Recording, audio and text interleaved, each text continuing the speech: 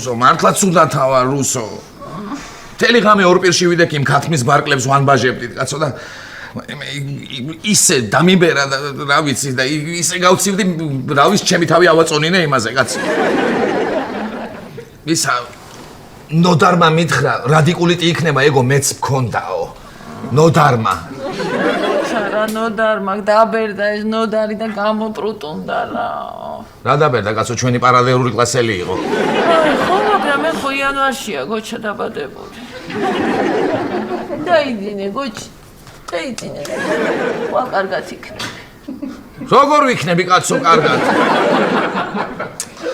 რუსო, გაიღვიწე რა, გეხვეწები, აი ისეთ შეგზნება თითქოს რაღაცა მერჭობა აი აქა რა. ძილის სიმწერდი გოჩა. დამჭა.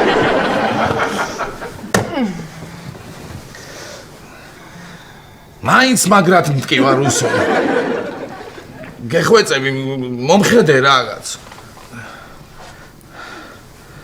გოჩა? გინდა გიმკურნალო? წელი მტკივა მეთქი. არა, გინდა გიმკურნალო მეთქი? მე რუსო, მართლა ძალიან მტკივა წელი. დაბა რა ვქნა, რა გამაკეთე გოჩა? ახლა სოსისი და პური რომ მომიტანო. იგზია. ის აი ვერ ვდგები და აქ შევჭარ.